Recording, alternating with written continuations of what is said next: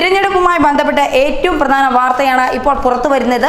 കൈപ്പത്തിക്ക് കുത്തിയാൽ വോട്ട് താമരയ്ക്കാണ് പോകുന്നത്. തിരുവനന്തപുരം ലോക്സഭാ മണ്ഡലത്തിലെ കോവളം നിയോജക മണ്ഡലത്തിലും ആലപ്പുഴ ലോക്സഭാ മണ്ഡലത്തിലെ ചേർത്തലയിലും കൈപ്പത്തി ചിഹ്നത്തിൽ കുത്തുന്ന വോട്ടുകൾ താമരയ്ക്ക് പോകുന്നതായി പരാതികൾ ഉയർന്നിട്ടുണ്ട്. ഇതേ തുടർന്ന് 2 ബൂത്തിലും പോളിംഗ് നിർത്തിവച്ചിരിക്കുകയാണ്. തിരുവനന്തപുരം കോവളം ചൊവ്വര മാധവപുരത്തെ 151 നമ്പർ ബൂത്തിലാണ് കൈപ്പത്തി ചിഹ്നത്തിൽ കുത്തിയ വോട്ടുകൾ താമരയ്ക്ക് തെളിയുന്നത് കണ്ടത്. ബൂത്തിൽ 76 പേർ വോട്ട് ചെയ്ത ശേഷമാണ് ഈ തകരാർ ശ്രദ്ധയിൽപ്പെട്ടത്.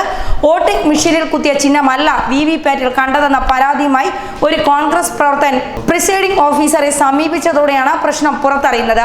വിവരമറിഞ്ഞ് സ്ഥലത്തെത്തിയ കോൺഗ്രസ് പ്രവർത്തകർ പ്രതിഷേധം ആരംഭിച്ചിട്ടുണ്ട്. LDF പ്രവർത്തകരും ഇവർക്കൊപ്പം പ്രതിഷേധിക്കുകയാണ്. രാവിലെ മോക്ക് പോൾ ആരംഭിച്ച ഘട്ടത്തിൽ ഈ പ്രശ്നം ശ്രദ്ധയിൽപ്പെട്ടിരുന്നില്ല എന്നാണ് ഇപ്പോൾ പുറത്തുവരുന്ന വിവരം. ദേശീയ തലത്തിൽ പലയിടത്തും സമാനമായ പരാതി ഉയർന്നിട്ടുണ്ടെങ്കിലും കേരളത്തിൽ ആദ്യമായാണ് കൈപ്പത്തിക്ക് കുത്തിയ വോട്ട് താമരയ്ക്ക് പോകുന്നു എന്ന തരത്തിലുള്ള വാർത്തകൾ പുറത്തു വരുന്നത്. എന്തായാലും വിവിപാറ്റിന്റെ തകരാറാണ് ഇപ്പോൾ ഇങ്ങനെ കൈപ്പത്തിക്ക് കുത്തുന്ന വോട്ടുകൾ താമരയ്ക്ക് പോകുന്നത് എന്ന തരത്തിൽ വാർത്തകൾ വരുന്നത്.